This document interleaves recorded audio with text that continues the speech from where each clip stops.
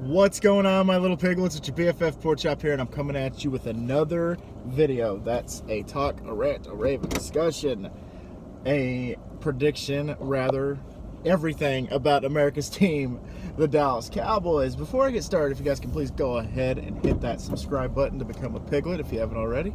And also turn that bell notification on. That way you're notified every single time I upload a daily vlog, a Cowboys video, a Huskies video, just any Madden video, food review once in a blue moon. And if you would do that, I would greatly appreciate it, guys. Okay, so we're going to talk about the Cowboys draft picks today. Maybe I'll make a separate video about the undrafted free agents that are now currently in Jerry World in Dallas. And then we'll go from there. But this one is about the draft picks. The Cowboys absolutely crushed this draft, man. This is probably the best draft that I've experienced with the Cowboys in a long time. Very long time. The first round pick was probably the most excited I think I've seen the fan base since Dez Bryant was selected way back when. And it just seems that, you know, the Cowboys took the best available. This is a new coaching staff with Mike McCarthy and the gang coming in versus the clapper, Jason Garrett, clap on, clap off guy. He's gone, thankfully. He's bye-bye. He's nowhere to be found in the building. You can find him in New York. So we took him from Dallas and just told him, just keep going, you're good, you're good, keep going, yep, keep going. Where are you? New York. Perfect. See ya. And we have a coach now that looks at analytics. And I did hear, a story about him saying it's about the X's and O's, not the the Jimmys and Joes, not the X's and O's. So it's pretty much that we'll find these guys and we'll put them where we think will be most successful for us. And go from there. But anyway, so without further ado, let's get into these picks. With the 17th pick overall in the first round, the Dallas Cowboys select CeeDee Lamb, wide receiver, University of Oklahoma, or OU, or OHU, as we like to call it here in Texas. And this was a grand slam knock out of the freaking park. Not even the park, out of the whole, Dallas metro area. Like you took the best available. CeeDee Lamb fell. We had a couple of wide receivers go before him with Judy and Ruggs, and you honestly could have switched those two out. It was pretty much those three you could, 1A, 1B, 1C. And CeeDee Lamb I thought was actually going to be the first one taken off the board. I didn't even think we had a chance. People were saying if we did take a wide receiver, it was more than likely we were going to take Ruggs, is what I kept hearing. And to know that we got CeeDee Lamb, which I believe is a better wide receiver. He's the best wide receiver in the draft. I am so glad that we got him. He is a number one guy that's probably going to play 2 or 3. The story is that he wanted to wear number 10 when he got to Dallas. However, Jerry Jones had a teammate on his former Razorbacks team whose last name was Lamb, and he wore number 88. So he asked CD, hey, can you wear number 88 to honor my fallen friend Lamb, who wore number 88 at Arkansas? And I guess CD Lamb was like, well, you're my boss. What am I going to say? Nope. And I wouldn't be surprised if he got a little incentive for wearing number 88. So CeeDee Lamb, also welcome to the 88 club with Drew Pearson, Michael Irvin, Dez Bryant, and now CeeDee Lamb. So what I project is going to happen with this pick is he's going to play the 3 slot. Well, I know, Carr. Thank you. I love it when people brake check just to turn right, come to a complete stop, man. Love it. Anyway, so I believe what's going to happen here is, of course, we got Coop at number 1, and it's looking like Gallup at number 2, and then Lamb at number 3. But 2 and 3, you can honestly switch and have, those guys, maybe once in a while, Coop will go play in the slot, CD will play in the slot, Michael Gallup will play another, so you can just swap those 3 out, and because we basically have 2 number 1s right now. at wide receiver, which is weird because a couple of years ago we had a number 3 wide receiver at number 1, and now we have a number 1 wide receiver at number 3. So fantastic. What I project is probably going to happen is eventually, maybe if Coop doesn't work out, then CeeDee Lamb will take over the number 1, and we have Michael Gallup, and then maybe we go pick up a random guy in free agency or the draft again a few years from now, or one of the undrafted free agents that the Cowboys picked up that I was really, really interested in, my pet cat at the draft that didn't get drafted. We'll talk about him at another time, though, so stay tuned for that. So yeah, fantastic pick. We pulled the old switcheroo on the Philadelphia Eagles, like they did with us a few years ago with Dallas Goedert. We needed a tight end a few years back, and the Eagles sniped him and took him before we could make our pick. So we sniped CeeDee Lamb from the Eagles. And it's funny because I saw a meme that had Jerry Jones and his daughter is holding the phone, and he's like, "Hey, Eagles, y'all want CeeDee Lamb?" And then the next part of the meme is like, "How about you CD's nuts?" Because we took him. And, of course, Eagles fans were already like, "Oh, this is payback for the Dallas Goedert pick. Y'all suck. So, there we go. Enough gushing about CeeDee Lamb. The guy's going to be a beast. He's a go-and-get-it type of catcher. You can put it, behind his back. You can put it between his legs. You can put it over his head. You can put it right in the chest. You can put it on his right shoulder. The guy's going to catch it. The guy is going to be a badass. So I'm looking forward to him being in Dallas for the foreseeable future. And amazing pick. I give that pick probably an A+. So with the 51st pick in the second round, the Dallas Cowboys select Trevor Diggs, Alabama cornerback. So we drafted 2 cornerbacks in this draft. Trevor Diggs from Alabama. So we honestly lost Byron Jones to the Dolphins, and so we needed a guy that's going to fill that slot. And this is actually a guy that I think could probably start. And apparently this guy had like a first-round talent on a lot of people's boards, but he fell all the way to the second round, and the Cowboys picked him up. We didn't have to trade for him or anything, and it just another great back-to-back picks, man. I think, honestly, probably the best 2 picks the Cowboys have had in a long time.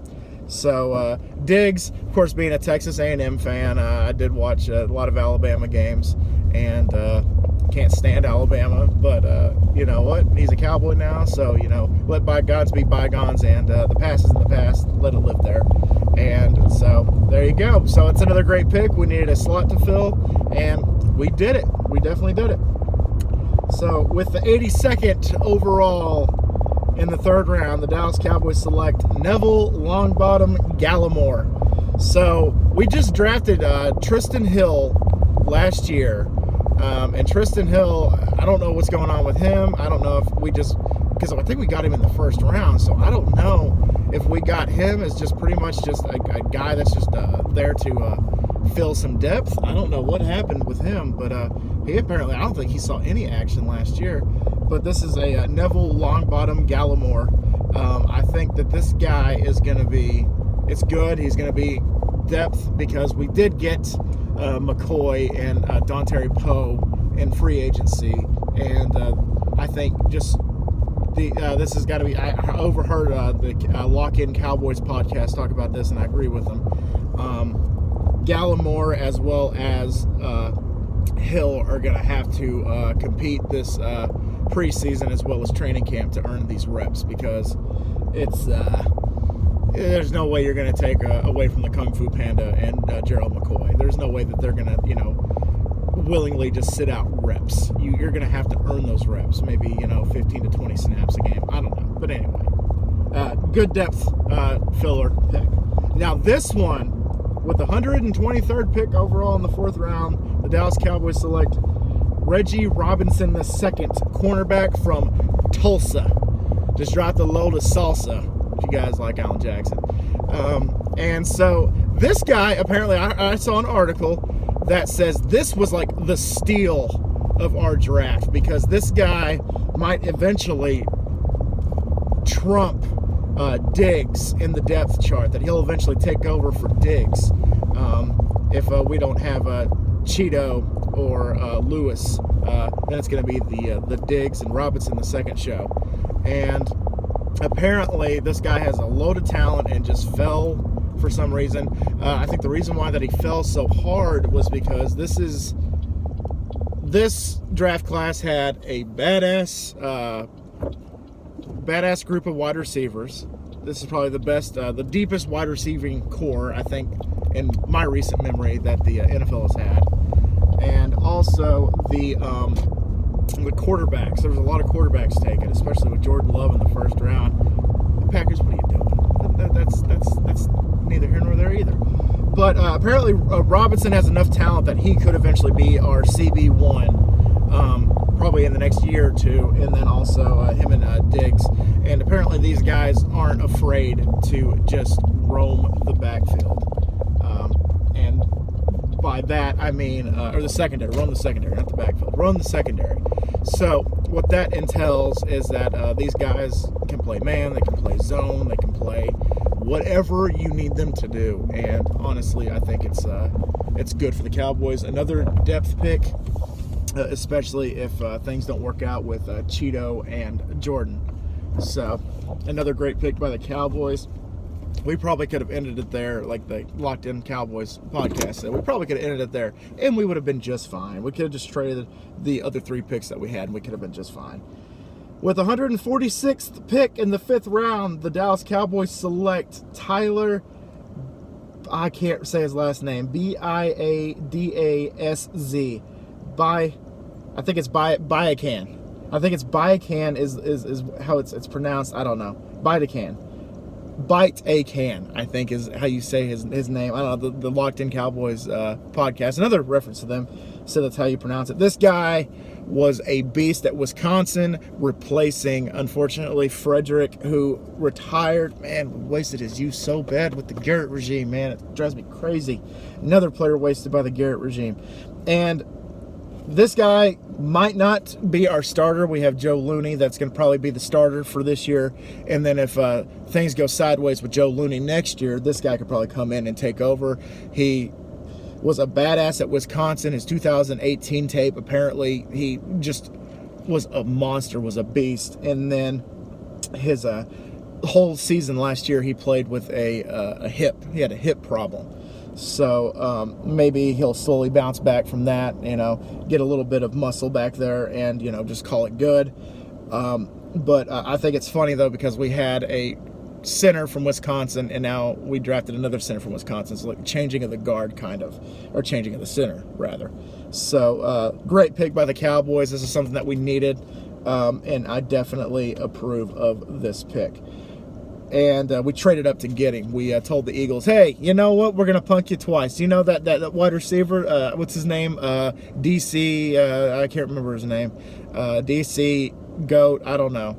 Ooh, DC Goat, CD Goat. I don't know. He could be the GOAT. Who knows? But anyway, so we're going to need you to move back in the draft so we can go take our center so that we can pulverize your defensive line after a while, potentially, allegedly.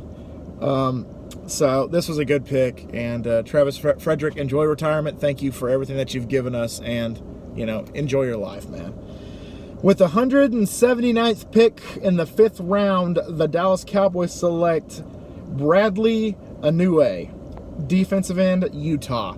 So this is another guy that is going to have to probably fight for reps, especially when you got D-Law in one end, and you have just a plethora of other people on that end that are, that can get swapped out on, obviously. But this is a guy that I think might actually do some good in the next year or so. This is a future pick. This is a guy that I don't think is going to do anything right now, but it's something that I think is going to happen in the future. So a defensive end from Utah. Don't know really much about that program, so I couldn't tell you. Probably need to watch some tape on him, but I think it's a good pick. It's a good filler pick. With the final pick, the 231st pick in the 7th round, the Dallas Cowboys select Ben DiNucci, quarterback James Madison. Now, this is the guy that he didn't play D1 football, really. He played in the FCS, And you know, with was it where did Wentz go to? Was it South Dakota State? This was the team, James Madison, that was kind of like the second fiddle in that conference of football, that realm of college football. They competed pretty much every year. He led the team to the national championship multiple times, and of course, always came up short with that the South Dakota State. I think the Jackalopes, Jackrabbits. I can't remember. But this guy is going to be a guy that's going to push Cooper Rush around. He's going to be like, hey man, I'm the new guy in town. I'm gonna stay here for a while if you don't mind. I heard you haven't done shit in the past few years, so I'm probably going to come take your job and show you. There's the door over there. Bye-bye. Which I think needs to happen because Cooper Rush has been hot garbage pretty much after that preseason where he had the miraculous badass preseason. There's not much else from Cooper Rush, and I think DiNucci is going to come in here and he's actually going to do something, hopefully, to kind of push Cooper Rush to the side and be like, I'll be your guy, I'll be Dak's backup, and I'll have some fun. So, guys, those are the picks. I honestly, like I said, this is probably the best draft I've experienced in a long time. From the Cowboys, because we had questionable picks with Taysom Hill, not Taysom Hill, Tristan Hill, not Taysom Hill. Taysom Hill would have been a good pick, but we don't have Taysom Hill. The freaking Saints do, and he's probably going to be their quarterback for the future. If famous Jameis has anything to say about it, it probably won't happen. But anyway, so guys, thank y'all so much. What is your opinion on how the Cowboys drafted? What is your rating? I give this draft like an A-, dude. This is a good draft. We filled almost all the needs, and we filled those needs even more with the undrafted free agents, and some of them might actually make the roster. I think we signed like 15 guys, and also my pet cat is on that list, and I hope that something happens with him, but I'll get to those at another time with the undrafted free agents. So, guys, thank y'all so much once again for dropping by, and always remember my little piglets. Colin Porkchop loves y'all the most, so y'all take it easy, guys, and I'll see y'all next time. Say it with me, everybody. How about them Cowboys? Badass draft! Bye, guys!